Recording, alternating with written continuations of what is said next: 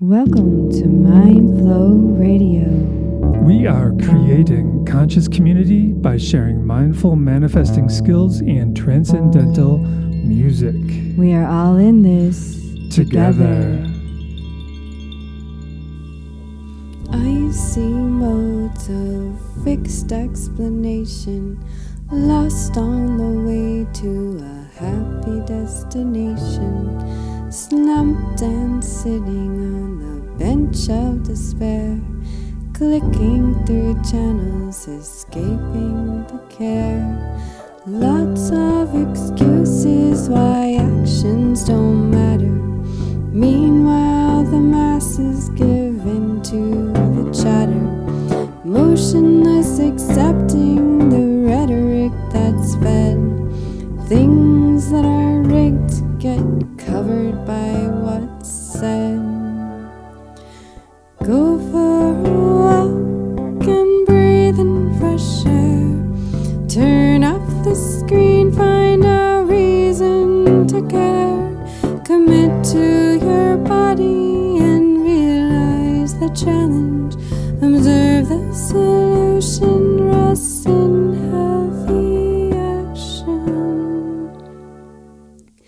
We want to believe in the goodness of all, but some people really hold us down to feel small.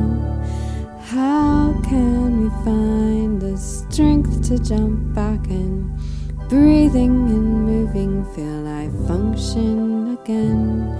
Forget about the losses, oppressions, and judgments. Long enough to find a hope in existence. Stand up and speak up, feel everything you can. No labels or agenda, open up to your plan. Go for a walk and breathe in fresh air. Turn off the screen, find a reason to care. Commit to your body and realize the challenge. Observe the solution, rest in healthy action. So many reasons to give in or give up, feeling like someone else knocked over your cup. Just want to escape into a fantasy. Forget about the aging, painful reality. If you don't use it, you lose it, that's true. To maintain well-being, well, get up and move. Find a community that understands. No need to be alone in any circumstance. Go for a walk and breathe in fresh air. Turn off the screen, find a reason to care. Commit to your body and realize the challenge. Observe the solution, rest in healthy action.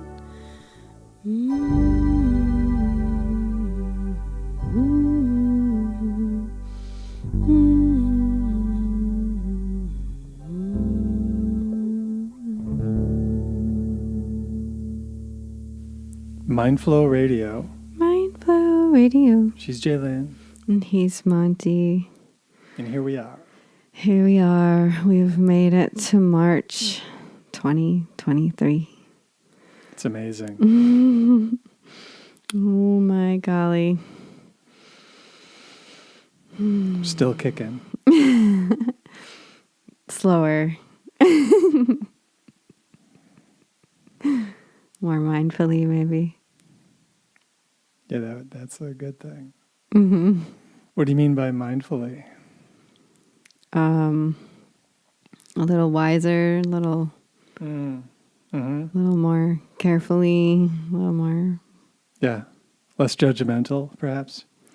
Yeah, I think we've been pretty good at that, more and more every day.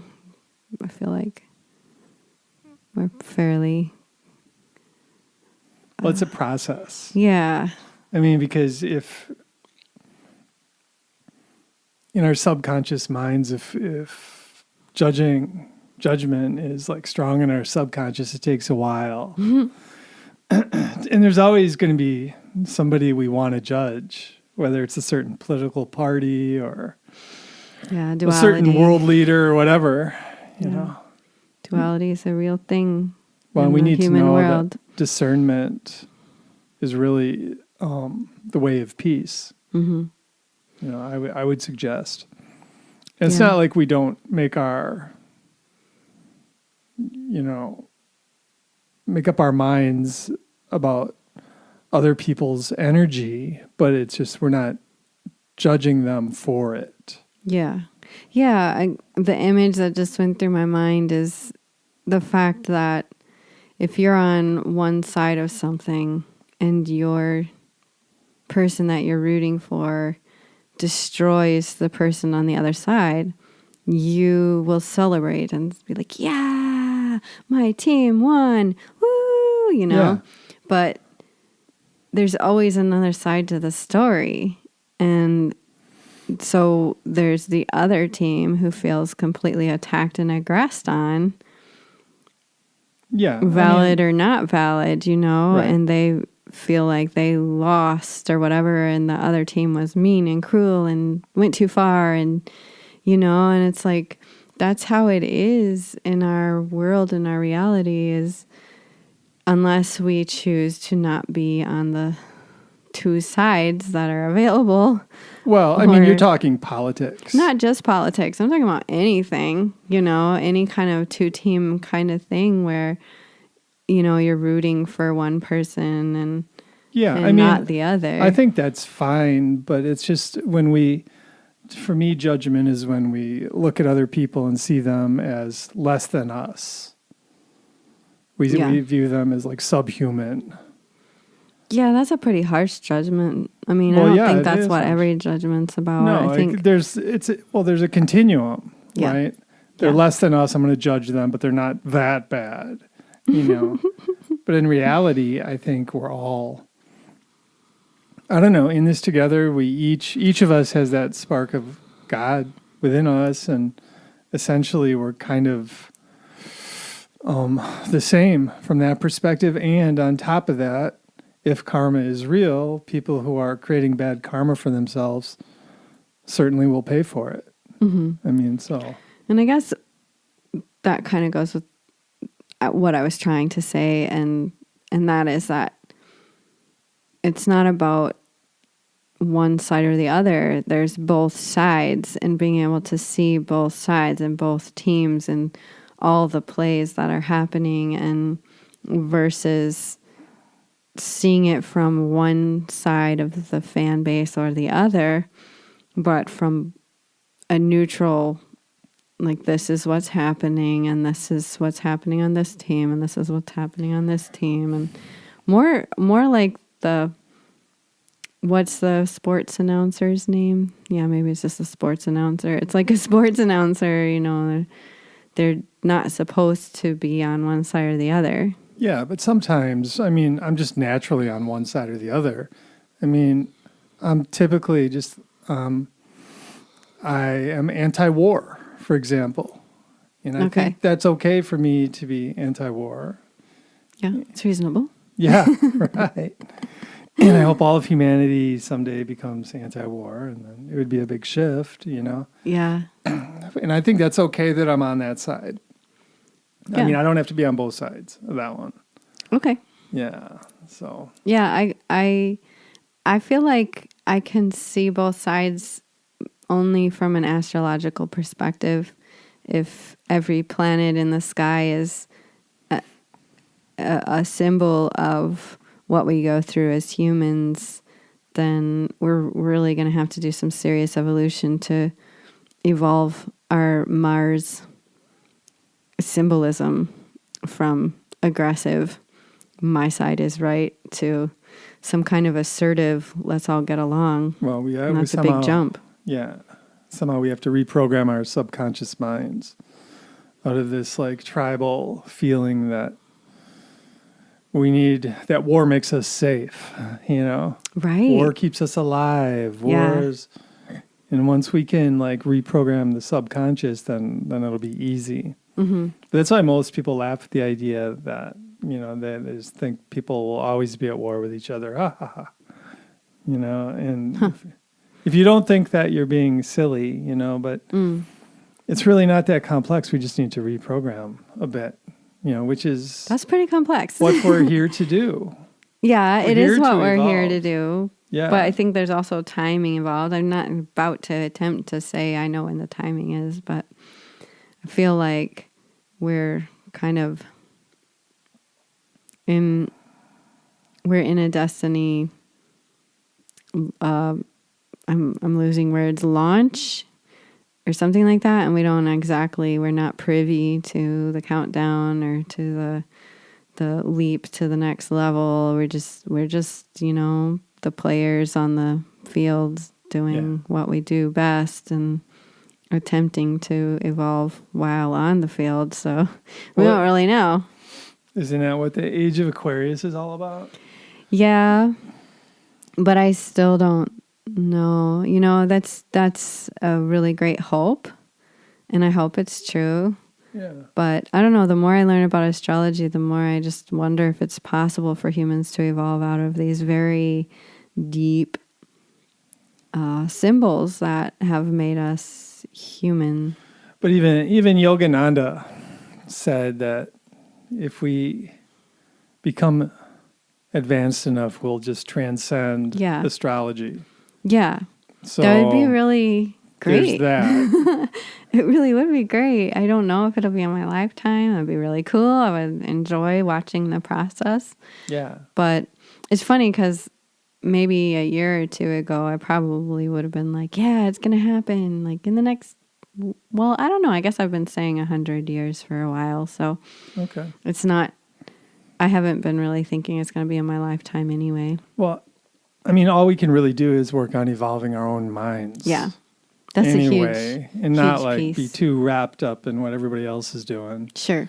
Because that'll just hold us back. Mm-hmm. You gotta be individual in our processes, and that just kind of like goes back to the sports announcers. If we're all the sports announcer in our whole life, like everything that happens, whether it's the car passing us or the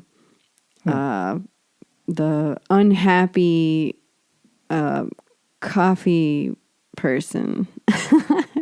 I'm not good with words today. You know what I'm trying to say? The barista. Yes, the unhappy barista. It's like if we, instead of being like, oh, how could she be so rude to me right now? It's like, oh, she must be having a really bad day. I hope she feels better, to go about it from the sports announcer idea of like, yes, this person's in a bad mood, but instead of thinking it's personal or... Yeah, right. So changing your internal dialogue. Yeah. Essentially. Yeah. To just be more perhaps compassionate to others. Mm-hmm. And just realizing we all have struggles, Mm-hmm. Yeah. And we're all... The way I see it is I do think we each have the spark of the God mind within us, but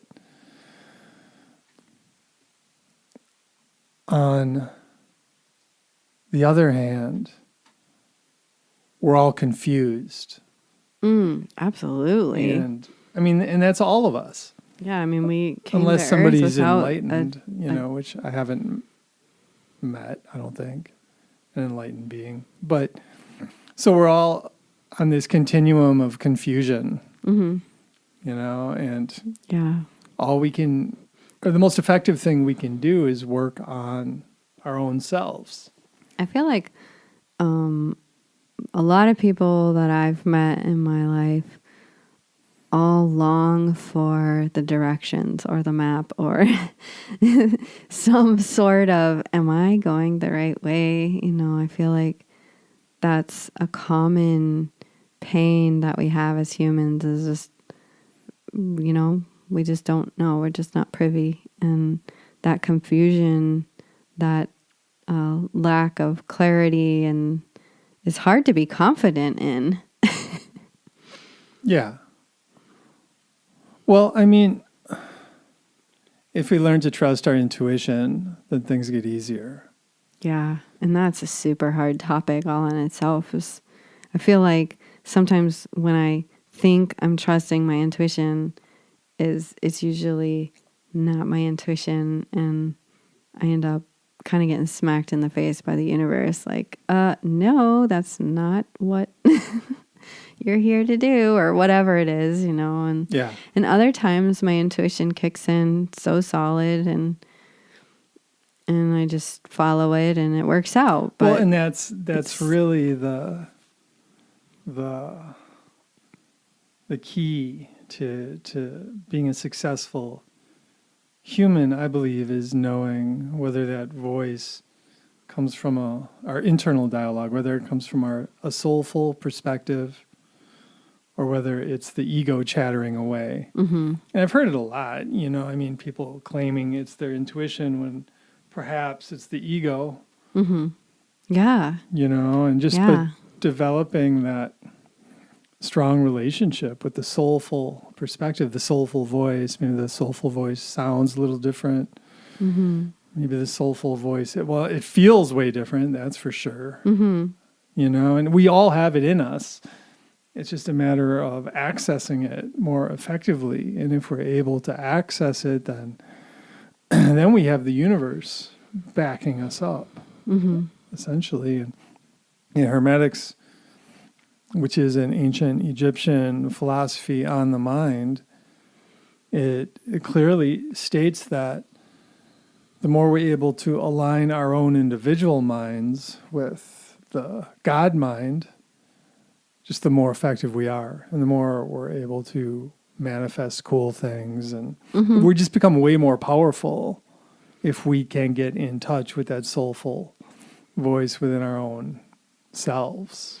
I just have to say that I think it's just so divinely ordered that you have gotten so interested in Hermetics and I've gotten so interested in astrology, because they're very, very in line with each other. And they say that Hermes is the one that created astrology, and Hermes is the one who created Hermetics as well. And so I think it's just so interesting. And then Hermes is represented by Mercury in the sky and is a personal planet, and really indicates how we work with our mind. So it's very it's the intertwining timing of how we've become very interested in these subjects that are like siblings. Yeah. Really. Yeah. But it is interesting thinking about the path to aligning our minds with the God mind is really being able to ascertain when the soulful voice is occurring and when it's not. Mm-hmm. And it's cool that Hermes created astrology and Hermetics. I think that's interesting for sure. And yes, I've really been excited about Hermetics. Mm-hmm. Yeah. And that's great. Yeah, I mean, just as far as Hermetics goes, just the seminal aspect of Hermetics is God mind creates all. So God consciousness creates everything, and vibration is all there is, which is very in line with physics or modern physics. Mm-hmm. Yeah. And I don't know, it's just, I'm really intrigued by the idea of being empowered by aligning my mind more effectively with the God mind. Another thing the Kabbalion states, and the Kabbalion is like the Bible of Hermetics, I would say. But it says that mystical realization, or the ability to align your mind with the God mind, needs to be earned. Yeah. Right? Which is really interesting, because that helps motivate me. And what's it mean nowadays to earn something like that? For me, it's being moderate with my screen time, for example, which that song talks about that you just sang. Yeah. And yeah, I think that not judging. Yeah. I think that judging less, I should say. Go on. I think that the idea of earning the mystical is really interesting. And we were talking about this earlier, and how I have been on this mission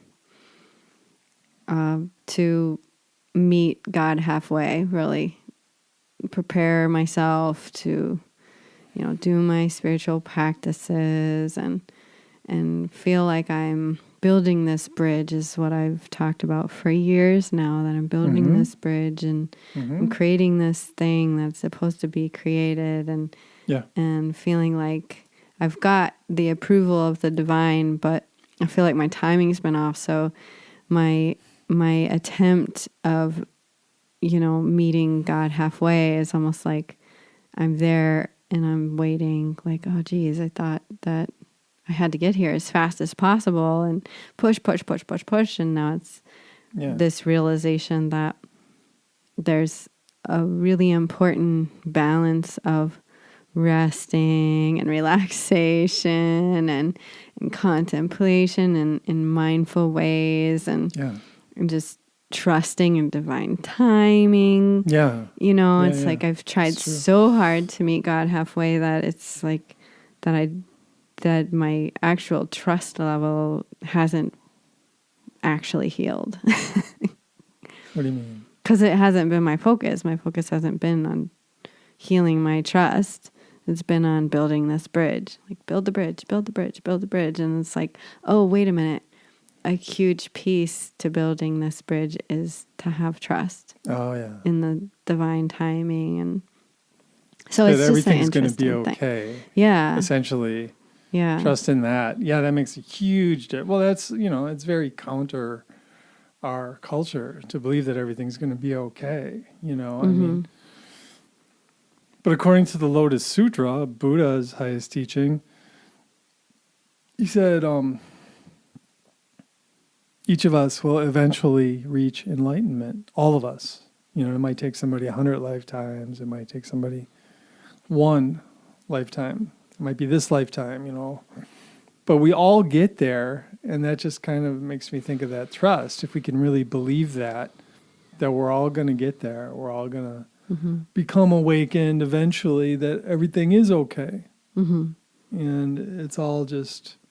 It's so interesting. It's just like, it even in this moment, thinking about that, and, I've had such issue with procrastination. Like, I don't procrastinate. I should at least pause before opening my mouth, but I have had this thing in my mind that procrastination is bad, and so I personally avoid it at all costs.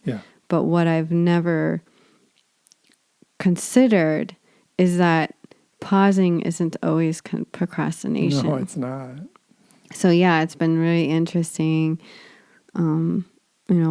witnessing how other people can look to me like they're procrastinating, but in the end, it all works out so much easier and with less stress and less mistakes even, because I think I make a ton of mistakes just because I'm in such a hurry to get things done instead of like, oh, I think I'm going to take an hour to just stare at this tree now. Or not even timing it, but just enjoying life a little bit more and having, I don't know, for me personally, having some medical stuff come up and just no longer have that choice. Like it feels very Saturnine, like I'm just being slowed down by the universe. Like the universe is just like, slow down, little one. You're just kicking and screaming and throwing a tantrum. Like, just sit back and watch the clouds. Yeah. It's been interesting. Well, and just like having silence in our minds is so important. I mean, moments of silence, moments of this pure, full-on awareness and quiet in our minds. That's what's lacking nowadays. Definitely. I mean, and we need to find that balance. We're great at analyzing stuff, but we're not so good at finding quiet in our minds. So we just get agitated because our minds are not designed to be computers, where we just analyze, plow forward. I mean, it's like Einstein. He would, he was great at analyzing stuff, but then he would take breaks and play the violin. I think that's when he found his silence. And if we're unable to find silence, then our minds are not working effectively. Yeah. Which is really common these days. And then we get agitated and then we blame others for our agitation. Yeah. We feel like, oh, if we could just get rid of those people, I'd feel better. When in reality, it's our own lack of balance that creates a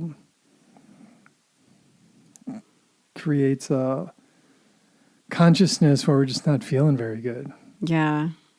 Yeah. I feel like silence in the mind is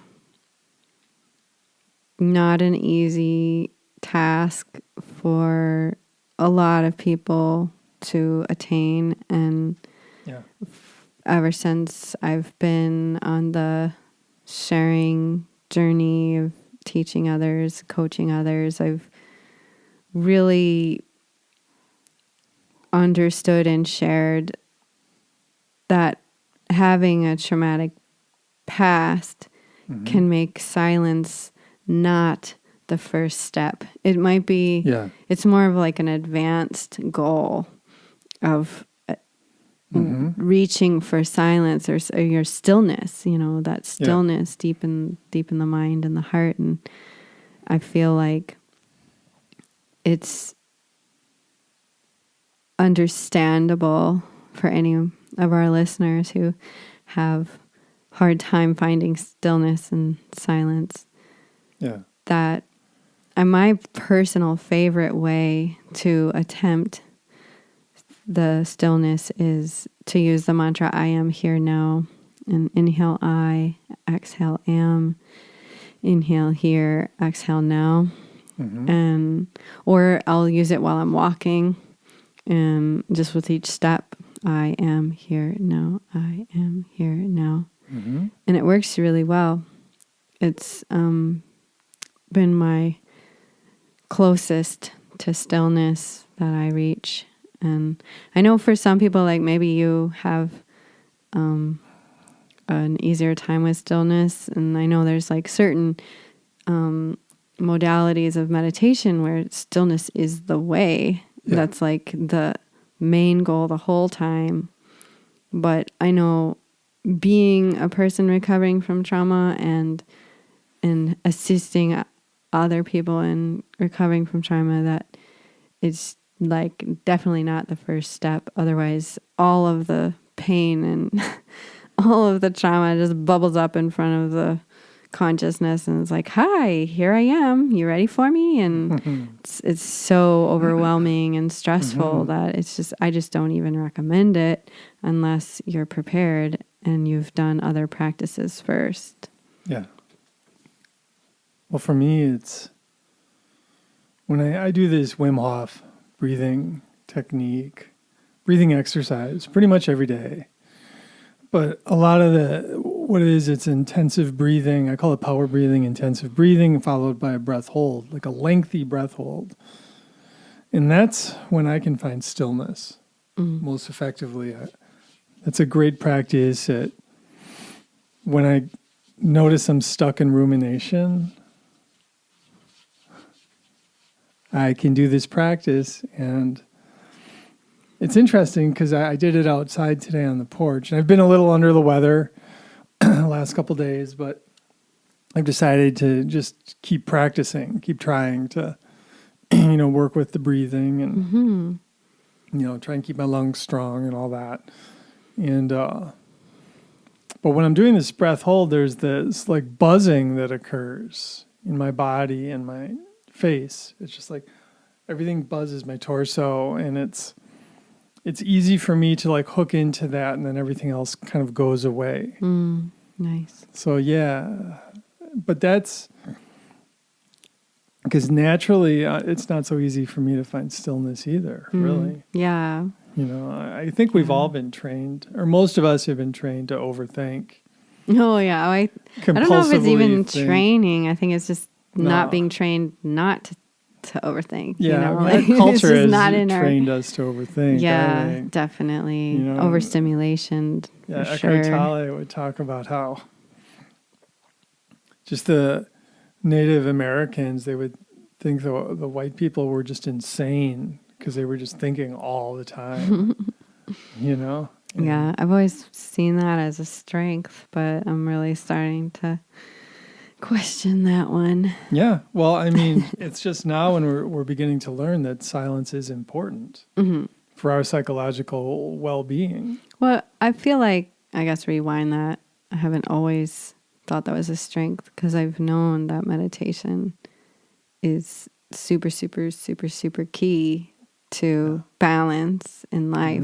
But I have had this belief that when I'm not meditating, I should be strategizing and thinking and planning and strategizing. And now I'm starting to think that I need to bring in more just everyday silence and stillness and presence, and I am here now. I mean, I cannot tell you how much I'm doing that right now.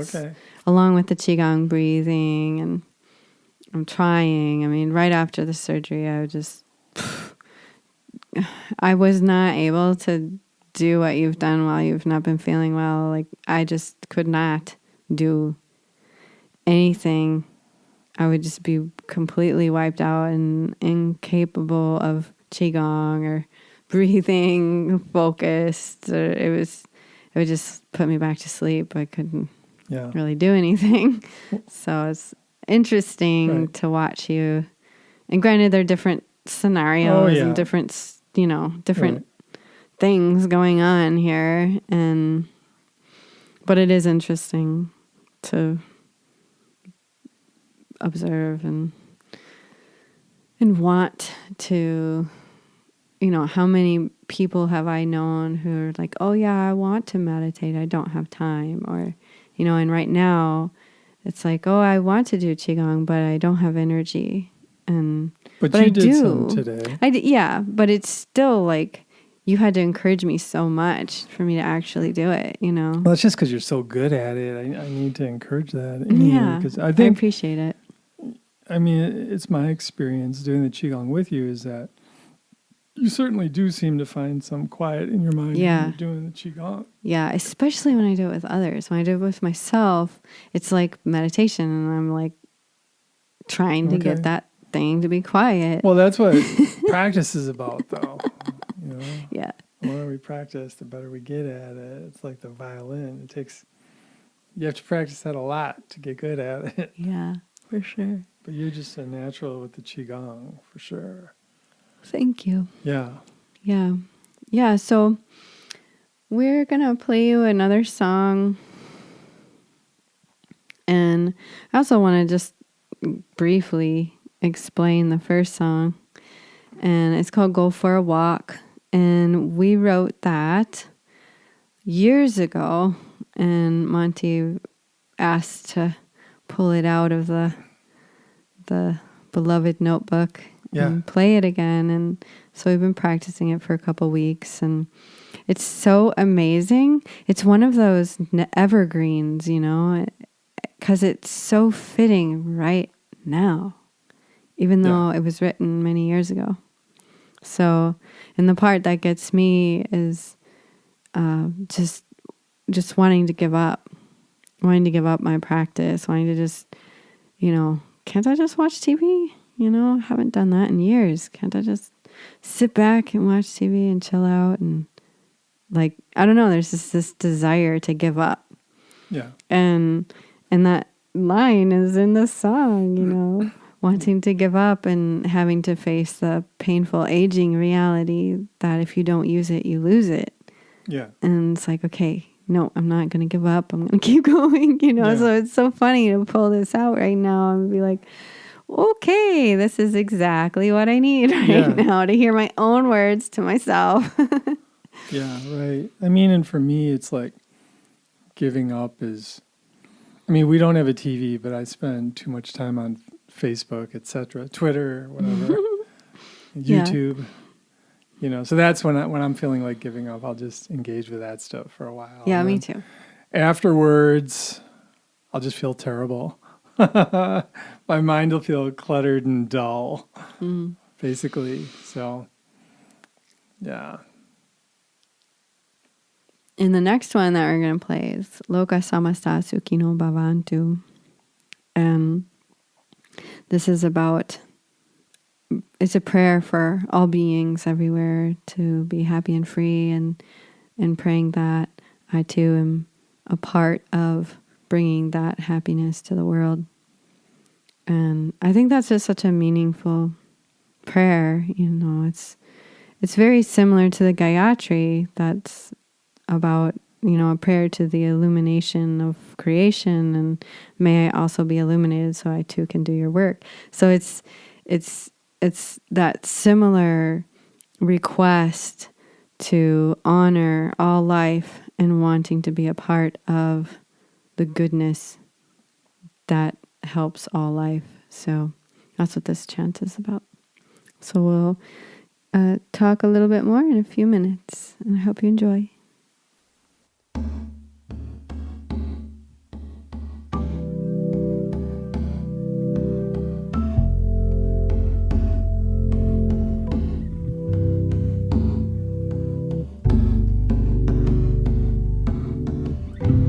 Lokah Samastah Sukhino Bhavantu. Lokah Samastah Sukhino Bhavantu. Lokah Samastah Sukhino Bhavantu. Lokah Samastah Sukhino Bhavantu. Lokah Samastah Sukhino Bhavantu. Bhavantu. Lokah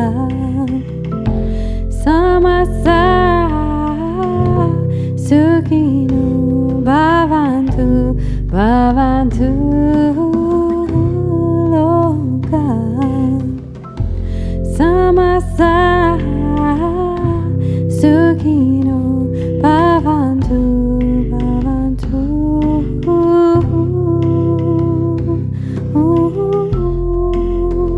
Bhavantu.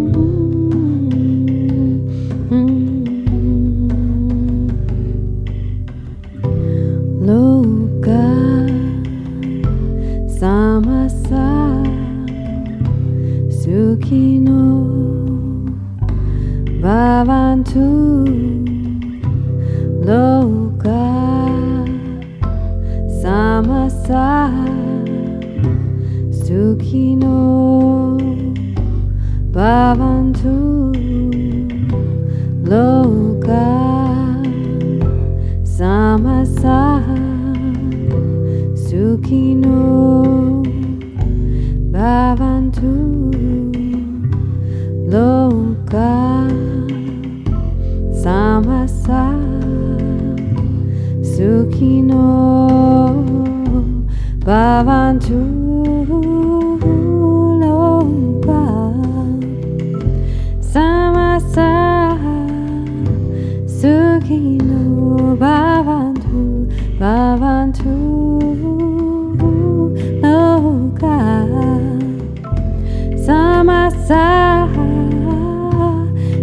Sukhino Bhavantu Bhavantu Lokah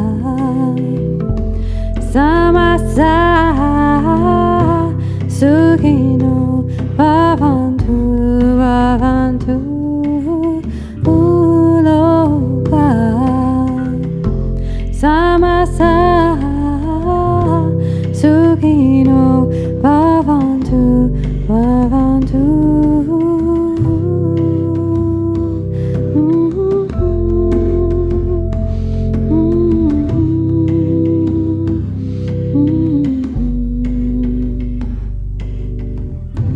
Om Shanti, Om Shanti, Om Shanti,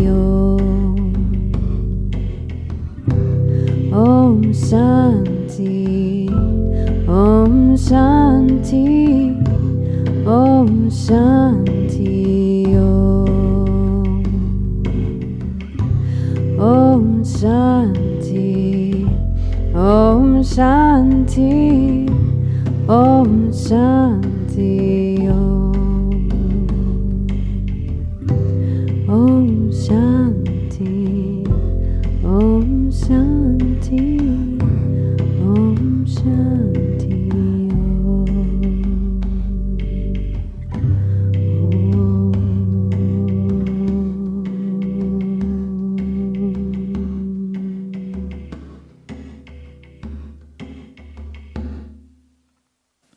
Well, nice job singing. Thank you. Lokah Samastah Sukhino Bhavantu. What's that mean again? It means, may all beings everywhere be happy and free, and may my thoughts, actions, and words contribute to that happiness and freedom for all. I love that. Yeah, it's a really beautiful chant. Well, just the idea, too, that your thoughts can, like, just help people or hurt people. It's interesting. It's something we're not trained to believe, but it's probably true. Yeah, I think that's the telepathic desire that we have, but we don't realize we actually kind of do it. Oh, we do. I mean, people feel it. If I walk into a room and I'm judging somebody, they feel it. Yeah. I wonder sometimes if, like, I'm engaging in, like, gossip and talking bad about somebody, if they don't feel it right at that moment. Probably. I think they do. Probably, yeah, right. Life is not like we think it is. Wow, it's trippy. You know, but it's cool. It's empowering to know that we can use that to our advantage. If we can just stop and judging others, for example, it's gonna just make the world a better place because you're gonna help others feel better, and you're gonna feel better because of it. And then I'll be a saint. I don't know. If Maybe. I could actually do that, I think I'd be a saint. I don't know. We'll see. It's down the road. Yeah. But it is interesting to, I feel like the more and more I witness that, I do think that people feel other people's thoughts at the time they're thinking them. Yeah. It brings a different importance to being mindful of what we think. Oh, heck yeah. Say and for sure. And it all starts with, what we're thinking. And then, in Stoicism, it talks about being cautious with what we say as well. Like have a strong filter in place. And to give people slack. Oh, yeah. Or I don't know what the word is that the Stoics use, but that's the word that you've shared with me. Well, it's, part of Stoicism is be strict with yourself, but cut others slack. Which seems to be a good policy. Yeah, because then we wouldn't be as judgmental. I mean, again, discernment is important, and it's also important to honor our feelings. You know, if we have a hard situation and we need to process it with somebody. But there is also the reality that we can need to process that, but it's also somewhat of an addiction to that chemical reaction of, I've been dissed again. and then we're gonna seek those opportunities to be dissed and to revel in them. And I honestly, from the bottom of my heart, I don't mean that in a judgmental way, because I know that I myself deal with those chemical reactions of wanting to be dissed so I can feel the the high of anger and being dissed, or someone passes me on the road and then they slow down in front of me. I tell you what, I have a little flip out, and but lately, pretty much ever since my surgery, I've just not given a hoot who passes me or how fast they're going, and it hasn't happened.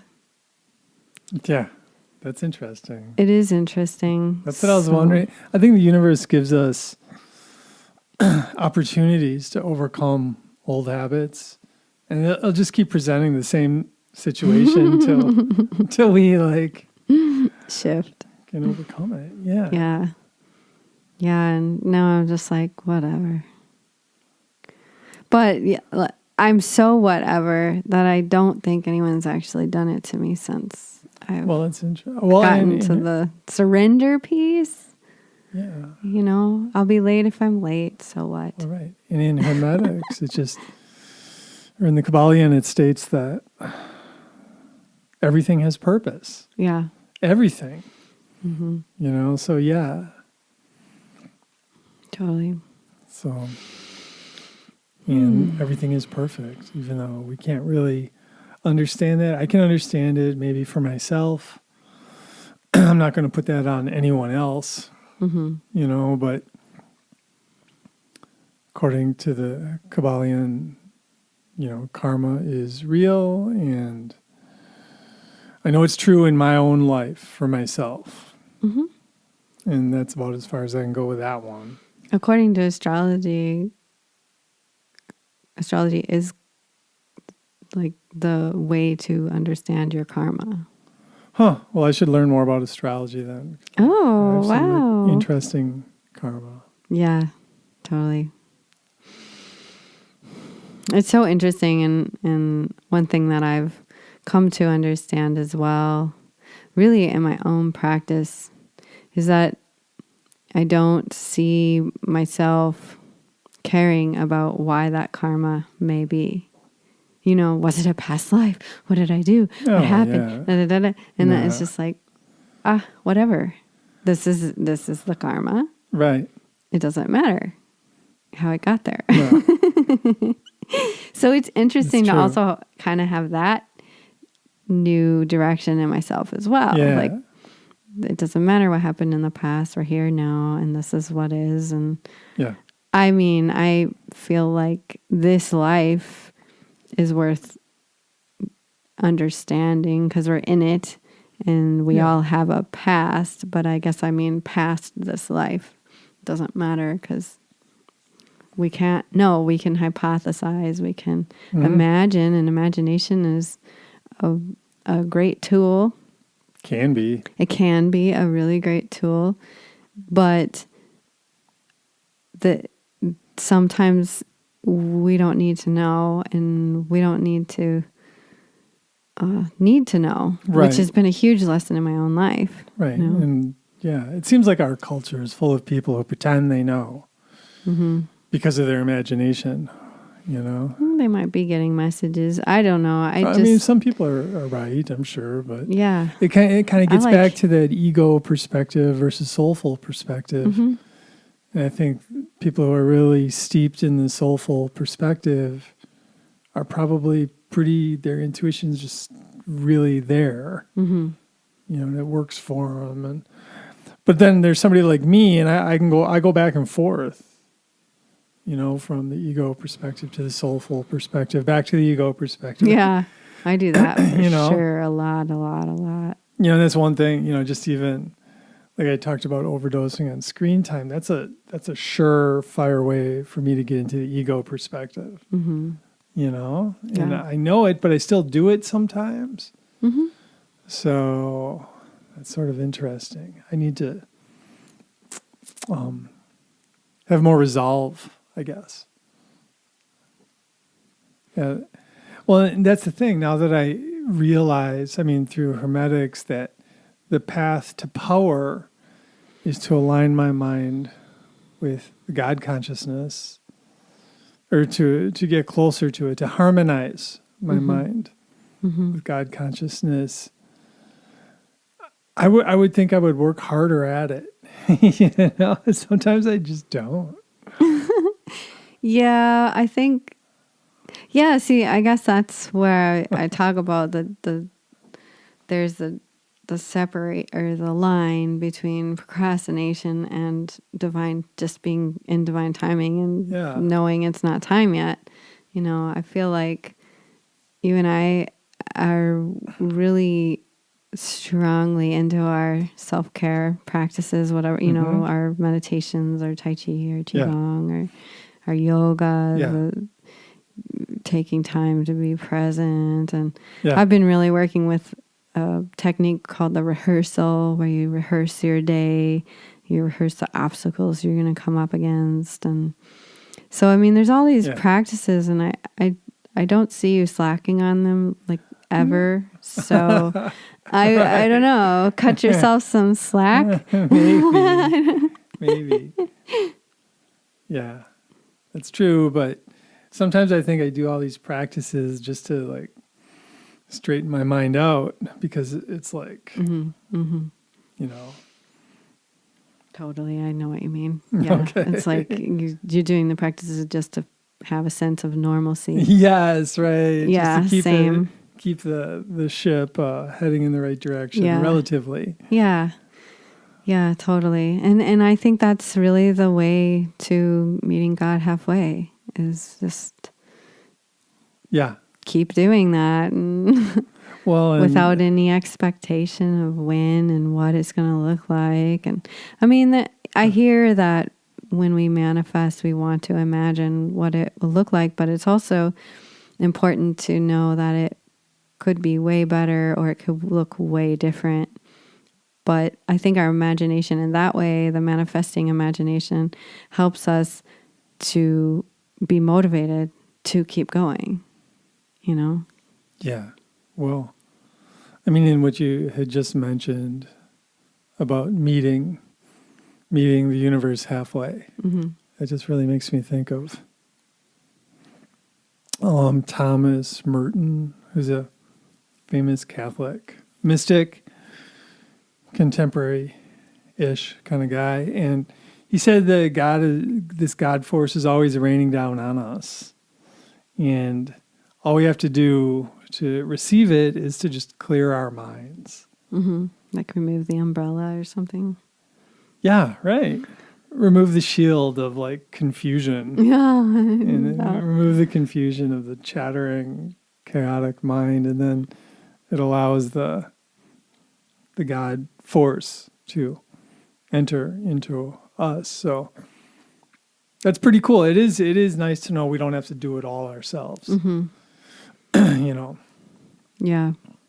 Yeah. And there's definitely something to surrender. And I remember when I first sat down to get the surgery done, and my mind was freaking out. I've never been through anything like this, and it was kind of an emergency thing. And I was like, oh my gosh, I'm going to have a panic attack. What do I do? And I know all these things, right? So I just started chanting surrender. And surrender is such an interesting word, because surrender can lead to bliss because we're no longer resisting. But depending on what we're surrendering to, it can be bliss or it could be terror. So, I've definitely talked with people before who have said that the word surrender triggers them, and and I get it, but I guess for me in this situation, just chanting surrender helped my heart rate go down and help me breathe deeply and just accept the moment and, okay, this is happening and I've got to calm down and, you know, I'm going to trust these people that they know what to do. And, you know, so it was just a really interesting maturity for me because I've never experienced that. I know that you have, and I know many, many people have had those situations, and so this is my first time of really being there. So good. There's a huge impact on my psyche for where I am now in my life, what I've learned, the wisdoms I've gained, and then okay, this is where we put it to the test, you know. Well, I'm no big expert on surrender. I don't know what you said. You said no, I meant surgeries. You've been through surgeries. Yeah, that's true. Yeah.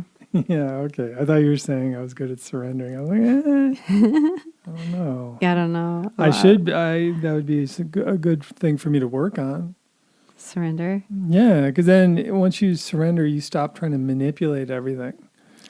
That's interesting because actually from my perspective, it does seem like you do surrender, but maybe you don't think so. Sometimes I do, but I get very in my head about how I can make this happen and that happen. And, okay. Which, you know, to some level is a good thing, but it can be overbearing at times if I'm too into it. But okay. Just surrendering. I mean, even as far as being a parent, you know, sending out love. Yeah, totally. Right? But surrendering. Stop trying to manipulate all these variables. Yeah. You know, and really doing what you can to take care of your kids, sure, but yeah. Even though my kids are out of the house, it's just been really kind of liberating for me the past 3 months, kind of going through that process of surrendering, you know, and just sort of, you know, I definitely don't love my kids any less, but, you know, I'm trying to manipulate things maybe a little less. That's so cool that we're both kind of on that same path, but we're getting to it in a different way. Yeah. That's really cool. Well, we need to say goodbye to our listeners now. And I hope that you have a great March and stay as healthy as you possibly can. And when you're not feeling healthy, try to keep on the path and try to hold on to your breath and your mind or the stillness of your mind. Yeah, try and find moments of peace throughout the day, if that's possible, you know. Yeah. I Am Here Now might be a good tool for that. I love that one. Yeah. So, y'all, thank you so much for listening. We are Mindflow Radio, and we've been doing this a long time, and we're just so grateful for everyone out there listening.